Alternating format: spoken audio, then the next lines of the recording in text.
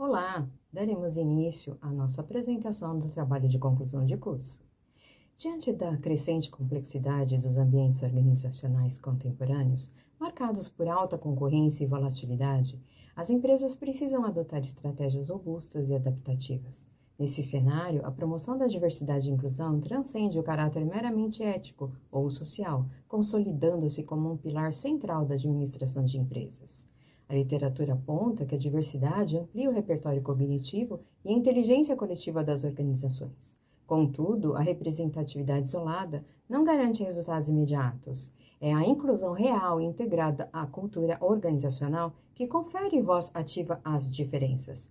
Esse processo viabiliza a conversão da pluralidade interna em um recurso estratégico essencial, capaz de influenciar positivamente a inovação, a resolução de problemas complexos e a sustentabilidade dos negócios modernos no mercado contemporâneo. O setor varejista brasileiro desponta como um dos cenários mais urgentes e expressivos para essa discussão. Dados do estudo Diversidade nas Empresas, publicado pela FGV e Folha de São Paulo em dezembro de 2025, revelam que o varejo lidera em diversidade de base, mas enfrenta um grave paradoxo estrutural. Essa pluralidade operacional decresce à medida que avançamos na pirâmide corporativa, não se refletindo nos cargos de alta liderança. Essa lacuna gera incertezas sobre a capacidade real de a diversidade periférica se converter em diferenciais de mercado eficazes. Diante disso, formula-se o problema desta pesquisa. De que maneira a incorporação da diversidade e inclusão na cultura organizacional influencia o atingimento dos objetivos estratégicos e a geração de vantagem competitiva em grandes redes varejistas com forte atuação na região de São Paulo no recorte temporal de 2016 a 2026? Para responder a essa problemática, nossa hipótese central estabelece que a incorporação estruturada de práticas de diversidade e inclusão atua como um ativo intangível que gera vantagem competitiva. Propomos a existência de um ciclo de retroalimentação. A maturidade cultural interna mitiga riscos sistêmicos e consolida uma robusta blindagem reputacional externa. Isso resulta em maior eficiência operacional no pós-venda, elevados índices de satisfação dos clientes e sustentação de faturamento e participação de mercado no varejo paulistano. Alinhado a isso, o objetivo geral deste estudo consiste em analisar as contribuições dessas práticas para a percepção de valor e vantagem competitiva em grandes redes varejistas em São Paulo. Buscamos compreender se o investimento contínuo em diversidade atua de fato como diferencial de sucesso ou se permanece restrito a uma mera conformidade normativa. A metodologia desta pesquisa caracteriza-se como um estudo de natureza quanti-qualitativa, exploratória e descritiva. Adotamos o método de casos múltiplos operacionalizado pelo contraste e por pareamento setorial, cobrindo o recorte temporal de 2016 a 2026. Geograficamente, a pesquisa delimita-se a grandes redes varejistas com forte atuação na região da cidade de São Paulo. É fundamental apresentar uma importante justificativa metodológica do grupo diante da indisponibilidade de dados financeiros e de ouvidoria fragmentados por município nas fontes oficiais. A investigação amparou-se em indicadores corporativos consolidados em âmbito nacional. Essa escolha é cientificamente válida, porque as redes selecionadas operam sob estrita centralização de diretrizes de recursos humanos e forte padronização de processos. Portanto, os dados nacionais constituem uma representação confiável da cultura corporativa, das políticas de diversidade e inclusão, da experiência de consumo replicadas nas filiais paulistanas. Fundamentados nos critérios de Servan, Berven e Silva, estruturamos uma robusta triangulação de dados, combinando fontes primárias e secundárias.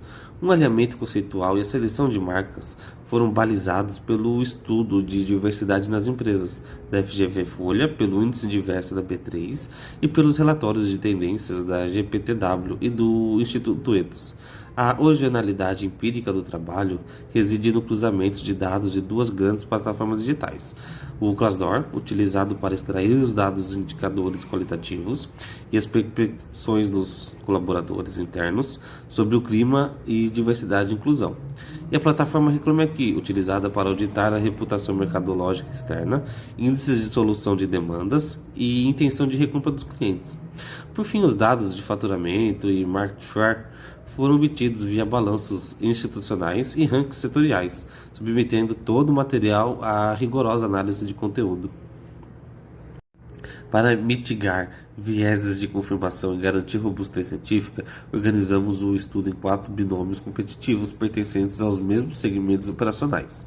No varejo alimentar, Açaí contra Atacadão; no eletroeletrônico, Magazine Luiza contra Americanas; no farmacêutico, Pague Menos contra Farmaconde; e no segmento de vestiário e moda, C&A contra Lojas Besni. A composição obedeceu a um rigoroso critério de diferenciação.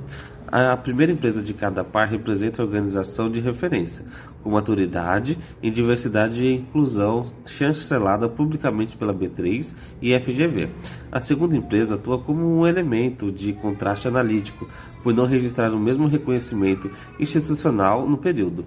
O confronto foi operacionalizado de forma quantitativa e qualitativa ao longo dos eixos integrados: a reputação externa do consumidor, a prospecção interna do colaborador, a cultura de governança e o desempenho mercadológico bruto de 2025. Iniciando a análise dos resultados pelo varejo alimentar, no caso específico da nossa pesquisa do atacarejo, observamos um cenário interno competitivo e equilibrado na plataforma Glassdoor. O atacadão apresenta uma ligeira dianteira nominal nas métricas gerais de engajamento interno, com avaliação geral de 4 estrelas e nota de diversidade de 4,3, enquanto o Açaí mantém-se resiliente com 3,7 de nota geral e é consolidada a perspectiva de diversidade e inclusão em 4,1 estrelas. Contudo, o grande diferencial manifesta-se na dimensão externa do consumidor via Reclame Aqui.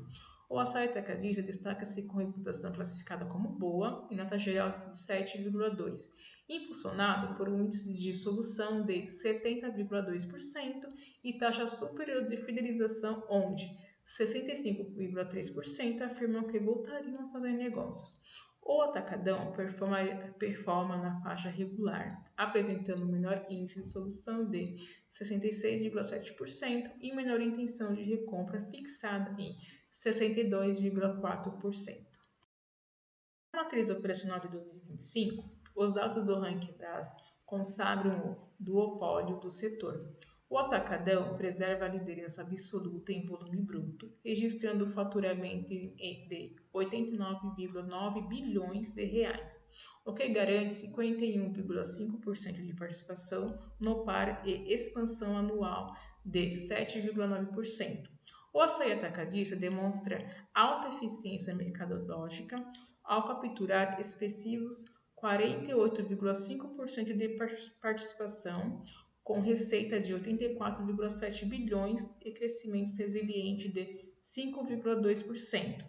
Conclui-se que, embora a liderança histórica do atacadão em faturamento se sustente pelo ganho de escala tradicional, o açaí converte com sucesso os seus indicadores qualitativos superiores e os investimentos para a modernização e resiliência de marca. Isso gera uma importante diferenciação intangível, posicionando a empresa de forma sustentável para capturar o consumidor paulistano orientado por valores socioambientais e atendimento humanizado. No varejo, o eletroeletrônico e e-commerce, o cruzamento de dados foi o eixo mais agudo entre governança corporativas e ativos intangentes. O Magazine Luiza colhe elevados índices de satisfações internas no Glassdoor, destacando-se com avaliação geral de 4%, recomendações de 80% e liderança em diversidade e inclusão com nota 4,4%. Essa maturidade reflete no Reclame Aqui, onde a empresa atinge a excelência máxima do selo EIA1000, sustentado por um índice de soluções de 90,6% e 72,1% de intenções de recompra. Em contrapartida, as americanas evidenciam o desgaste de sua crise contábil e recuperação judicial, sendo classificada externamente como não recomendada, com crítico 44,1% de índice de solução no ambiente interno, porém a manutenção de sua nota 4. Em diversidade e inclusão sinalizada em política de base plural, resiste como ponto de ancoragem para o capital humano durante turbulência. O desempenho financeiro de 2025 consagra a dominância no mercado do Magazine. No par avaliado, a companhia lidera isoladamente com faturamento de 48,2 bilhões de reais, concentrado massivo, 74,7% de participações relativas no mercado. As americanas, embora tenham registrado um crescimento percentual de 5,3% em 2025, como reflexo de sua base severamente depreciada após a crise, detém apenas 25,3% de participações relativa, com receita de 16,3 bilhões de reais. É importante notar que a empresa sofreu uma retração histórica significativa, superior a 12% em anos anteriores. Esse resultado empírico confirma nossas hipóteses práticas de diversidade e inclusão integrada. A governança cooperativa robusta não constitui meras obrigações acessórias.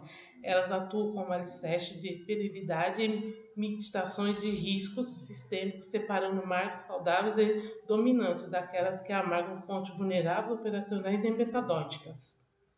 No varejo farmacêutico, setor intensivo em capital humano na ponta do atendimento, a institucionalização de políticas de pessoal determina diretamente a experiência do consumidor.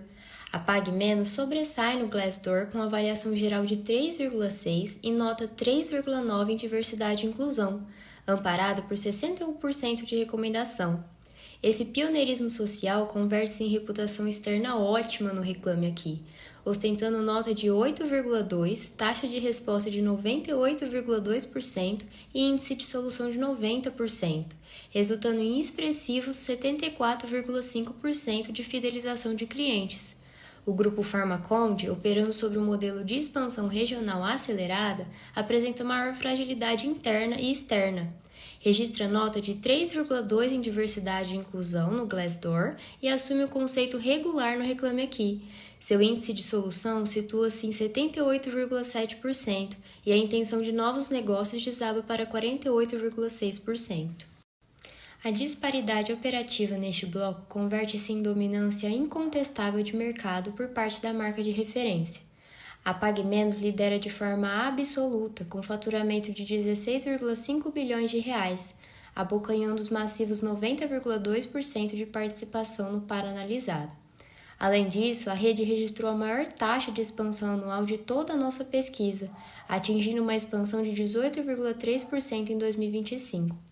A Pharmaconde ocupa o nicho regional complementar, com 9,8% de participação, receita de 1,75 bilhão e crescimento estável de 4,8%. Os dados provam que a maturidade cultural associada aos critérios de diversidade e inclusão e à governança atua como uma engrenagem motriz para a escalabilidade sustentável. Redes familiares em fase de rápida capilarização enfrentam sérios gargalos operacionais e de pós-vendas, antes de consolidarem suas políticas de desenvolvimento humano. O segmento de moda revela um paradoxo singular entre corporações globais e redes regionais. No Glassdoor, as lojas Besni superam concorrente em clima interno, atingindo a avaliação geral de 4 estrelas contra 3,6 da CIA Modas. Isso indica que estruturas familiares promovem menor hierarquia e maior sensação orgânica de acolhimento. Contudo, a CIA impõe sua maturidade corporativa na institucionalização de metas afirmativas, liderando em diversidade e inclusão com nota 4,2, apoiada por comitês formais. No relacionamento com cliente externo, a musculatura e o pós-venda digital asseguram ampla vantagem à CIA, que conquista o selo RA1000 no Reclame Aqui, nota 8,6, índice de solução de 91,8% e a maior fidelização do setor, com 80,6% de recompra. A Besni amarga o conceito regular, com solução de 63% e fidelização severamente comprometida em 49%. Os indicadores de mercado espelham a assimetria estrutural das operações de moda. A CIA Modas consolida sua hegemonia com receita expressiva de 9,62 bilhões de reais, concentrando 91,5% de participação relativa no par analisado e avançando 4,5% ao ano. As lojas Besni, operando de forma concentrada no varejo popular físico local, faturam 0,89 bilhões de reais. Embora a Besni exiba uma taxa de crescimento anual dinâmica de 6%, sua participação de mercado limita-se a 8,5% do par. Conclui-se que a CIA converte suas práticas consolidadas de inclusão e sua transformação digital em robusta dominância mercadológica, enquanto a BESNI comprova que modelos regionais retêm excelente capacidade de gerar ativos intangíveis internos e engajamento humano. Isso constitui uma estratégia altamente resiliente de sobrevivência e valorização humana em nichos de mercado específicos. Chegando às considerações finais, concluímos que o objetivo geral da pesquisa foi plenamente alcançado. Os dados empíricos confirmaram nossa hipótese central: a incorporação estruturada de práticas de diversidade e inclusão na cultura organizacional atua como um ativo intangível que gera vantagem competitiva. Ficou evidente que a relação entre desempenho financeiro e investimentos sociais não é linear, mas sim um ciclo de retroalimentação positiva. A maturidade em diversidade e inclusão do Magazine Luiza e da Pague Menos conferiu a elas dominância de mercado e blindagem contra riscos. No setor alimentar, o açaí converteu com sucesso sua cultura inclusiva em reputação de atendimento muito superior à do concorrente. Comprovamos que os fatores sociais e de governança não são meras obrigações acessórias, mas sim os alicerces estratégicos indispensáveis que garantem a sustentabilidade, perenidade e solidez das marcas varejistas. A principal contribuição prática e teórica deste estudo para a literatura de administração e para o varejo paulistano reside na quebra de um paradigma. Demonstramos que o pequeno e o médio empresário não dependem de capitais ou orçamentos bilionários para qualificar sua gestão humana corporativa. Conforme observado no sucesso de clima interno das lojas BESNI, os modelos de gestão mais próximos, de menor hierarquia e com relações interpessoais mais estreitas, são capazes de gerar uma percepção orgânica de pertencimento e acolhimento altamente resiliente.